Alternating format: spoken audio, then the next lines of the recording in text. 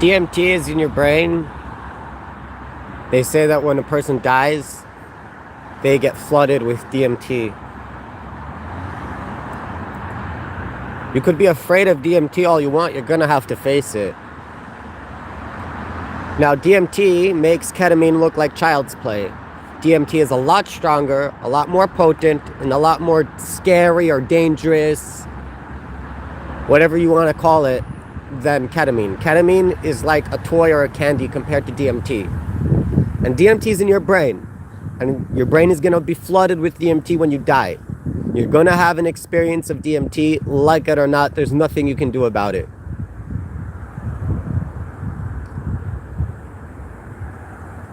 Why would God create you with DMT inside of you that activates when you die? Why? Because it's essential. Okay, we're not going to get to the next stage of life without psychedelic activation, psychedelic chemical, psychedelic reaction. Thousands of years of history of trauma and abuse have shaped us to be a certain way. We have Stockholm syndrome, and our captor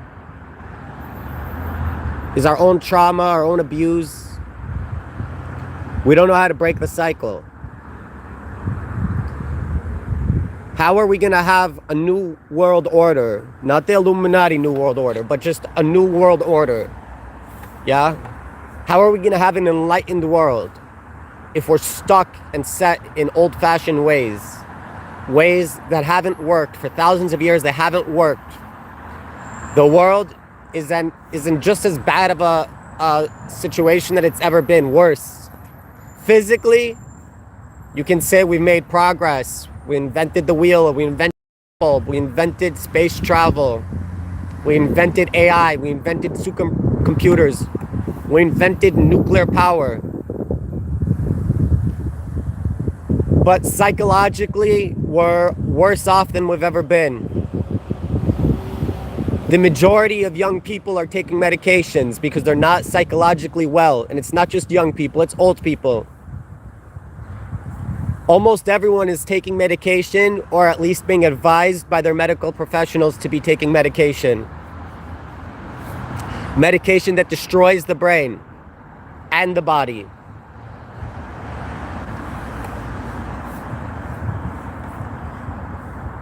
Well, God did give us a way out, and that way out is psychedelics. You can take DMT. You don't have to wait till you die.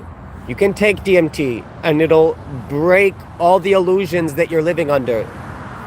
You'll be able to escape your own ego. You'll be able to escape your own traumas. You'll be able to escape your own identity that you've built for yourself or that you inherited. You'll be able to escape all of that.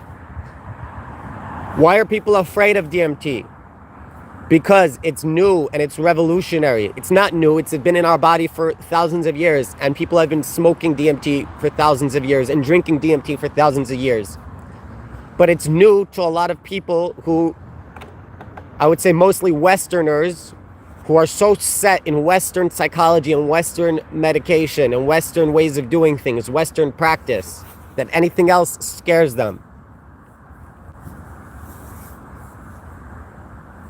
I think DMT is essential for the Messianic era, because the same way that God put DMT in our brain so that when we die, we have some kind of method to raise above.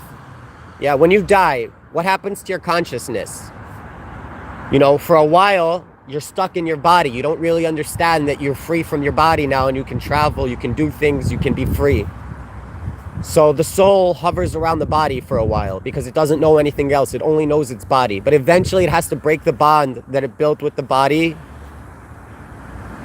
and it has to be set free. It has to take on a new identity. Right now, we identify as this body with these traumas, with these personality traits, and these issues. But that's not sustainable. You can't be in a Messianic world or in a spiritual dimension with this identity. The body is holding us back. The body serves its purpose. It has a function. And it's essential. The body is essential. But you can't hold on to the body and forget about the soul. You can't forget that you are a conscious being independent of your body. Your body is just your host for now. So that's why we have DMT in the body, so that when we die, the DMT facilitates and assists and causes us to raise our consciousness and be able to leave our body.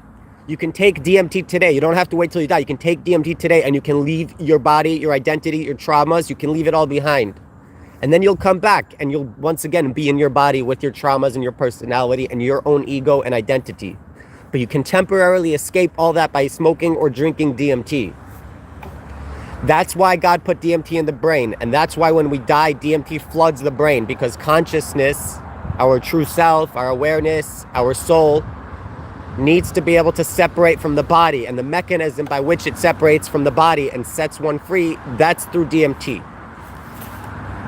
Now, some of us, maybe all of us, need to have this experience frequently. Not just when we die, but maybe even every day. And, you know, doctors will agree with me on this, that we need something, that people are suffering. We're not functioning as well as we should be. And the prescribed medication by the doctors, almost 99% of the time, maybe more, is going to be pharmaceutical medication, which destroys the brain and destroys the body and perpetuates the trauma cycle. So it's time for something new and revolutionary. And they're already doing this. They're already giving people with PTSD, which in my opinion, we all have PTSD from thousands of years of trauma bonding.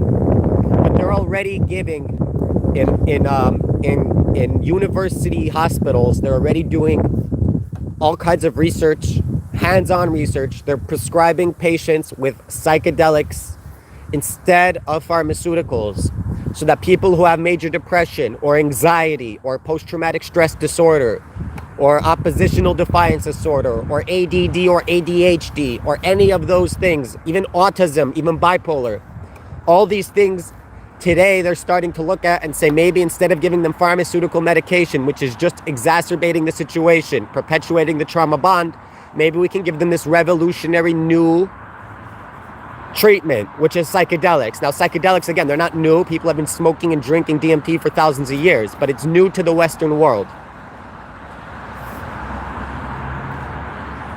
So someone like me, doctors would agree I need to be taking something. My brain is not right. My mood is all over the place. I'm generally anxious and depressed. I've got post-trauma. My nervous system is whack. I need something. So instead of going the old way and giving me pharmaceutical pills, which perpetuate the problem, they keep the trauma cycle, the trauma bond going, they make things worse. Instead, they can give me a psychedelic treatment, which will set me free and won't destroy my mind and my body. What are they afraid of? Why are the classic Western doctors afraid of this? Which they are. If you talk to the majority of doctors, they refuse to prescribe anything psychedelic, even though they can. Ketamine, for example. Ketamine in the United States of America, in all 50 states, is legal for any doctor, any pediatrician, any doctor to prescribe off-label for any condition. So if a patient comes in with depression, or a patient comes in with an alcoholic abuse, or anything under the sun, if the doctor feels like ketamine can help, the doctor can prescribe ketamine off-label. Off-label means that since ketamine was approved by the FDA for one condition, a doctor can prescribe it even for a different condition. And if he prescribes it for a condition other than that which was approved, it's kosher, it's okay, it's just called off-label. So any doctor can prescribe ketamine for anything he wishes. Why don't they? I mean, some do. You can go on Google, you can find doctors all over that advertise specialties in ketamine. But why? Why is it necessary to have special ketamine doctors? Why are regular doctors not prescribing ketamine? It's revolutionary, groundbreaking, it heals, it helps. Why not? Why are they afraid of it? And the answer is very simple. The answer is because they like to give medication that dulls the mind, that puts the patient under a control spell, where the doctor is in control of the patient. The old gets to control the young. these old people, old doctors want to control the youth. They have youth coming in by the thousands with all kinds of problems, and they need medication. They need treatment. They need help. So a doctor could set the patient free from all his problems by giving him ketamine. But generally, they don't do that. Generally, they prescribe all kinds of pills, pharmaceutical pills, which destroy the mind and the body, but also dull the person. So the person is weak and has no power. They can't think for themselves, and they're under the control of the doctor, their family members, everyone in this web. You know, it's not just the doctor. Generally, when someone goes to the doctor for treatment, the parents are involved, maybe the siblings, maybe a religious leader, maybe someone from the community, maybe someone from the court, maybe someone from the probation officer, you know. There's all kinds of people involved. It's generally not just you and your doctor. So this whole web of people are trying to control the patient and control the mind of the patient. And that's why they refuse to prescribe ketamine. I've been in a situation where I was talking to doctors and they refused to give me ketamine. Instead, they gave me Valium. And when I told them I desire ketamine, there's all this research that ketamine works. I've been prescribed ketamine and it works for me. They refused, outright refused, even though they took an oath to give me the help that I need, right? They refuse. Again, a doctor's oath means nothing. The doctors kill people right and left. They vaccinate children against the parents' will all the time. I'm saying doctors' oaths mean nothing. The Talmud says the best of doctors is going to hell. Doctors are evil and corrupt. The whole medical industry is evil and corrupt. But we still have to use it, right? Because the way the court and the world is set up, if I'm going to go make my own ketamine or make my own medicine, I'm going to be put in jail in a federal prison for a long time. So we still have to play the game by their rules and use the doctors, even though they're wicked and evil. And the whole industry is corrupt. So my frustration is that all these people, it's not just doctors, it's the doctors and it's my family and everyone who claims to support me and love me and have my back. They don't want to give me ketamine, which I know is good for me. I know based on my own experience, my intuition, my understanding of myself and the drug. I know what ketamine does to me and it's good for me. Why are people afraid of it? Because it sets me free. They can put me on Valium, they can put me on mind control pills and whatever they want, and then they feel like they're in control. They're in control of me, and I'm dulled down, and I'm less passionate, less excited, and my mind is like 90% turned off. And that's what they want. They want me to walk around the world like I walk around in the psych ward, where my mind is numb, and I can't really think, and I'm just half asleep all day. Have you ever been in the psych ward, pumped out of your brain on medication? Because I have, and that's what they do to a lot of people. A lot of people get prescribed drugs in school or somewhere along in their life, or even in the psych ward, but they never get off of them. I can relate to it. I've experienced it. I've been in the psych ward, pumped my mind full of medication, mind control medication. You can't really think, you can't really do anything, you don't really have energy to do anything, and you're just like a zombie. And that's how they want to control me and you. Ketamine doesn't do that. Ketamine gives you excitement and energy and passion for life. It unlocks new areas of your brain. Ketamine unlocks new areas of your brain. Ketamine is one of the best things to ever happen to the world. But they're scared to give me ketamine. They're scared for me to be on ketamine because they don't want me to have the control over my own life. They want to control me. Who's they? It's the doctors. It's people that claim to be my supporters. It's my family members. It's anyone. It's pretty much everyone. It's the old guard, the old generation, the old way of doing things. So the future is psychedelic. When we die, our brain is flooded with the strongest psychedelic known to man, called DMT. And death is kind of like the Messianic age, the Messianic era. What happens when you die? The same thing happens when we go into the Messianic era. It's like a shift of consciousness, a complete consciousness shift. But that's only going to happen with psychedelics. You're not going to have a consciousness shift by taking Valium or Xanax or Percocets or whatever pharmaceuticals. You know, you're going to have a consciousness shift by taking psychedelics. So I believe the future, which is the Messianic era, is completely psychedelic. And you guys got to get with the program. I said yesterday that all the old people either need to submit to the younger people or die off. Well, there's another option. I mean, they can just take psychedelics and become young themselves.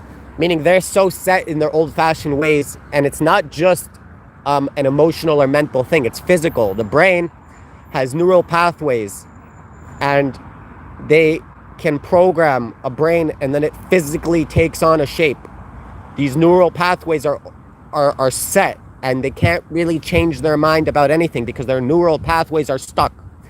A drug like ketamine opens up neural connections, and it forms new neural connections. So if you're an old person watching this and you're stuck in your ways, with one single dose of ketamine, you can, boom, open your brain so that your brain now has the ability to build new neural connections. So I gave you the choice as an old person. You either have to submit to the young generation, which you can't because you're too set in your ways, or die, which you don't want to do. I'm telling you, this is the middle path. Take ketamine, take DMT, take mushrooms, ayahuasca, take anything. Preferably ketamine, because ketamine is the best at this specific thing of opening new neural connections, building new neural connections. Ketamine is the future. There's a reason why now it's becoming popular. It's a preparation for the messianic shift, the shift of consciousness. Out with the old, in with the new. Peace and love. Yoel out.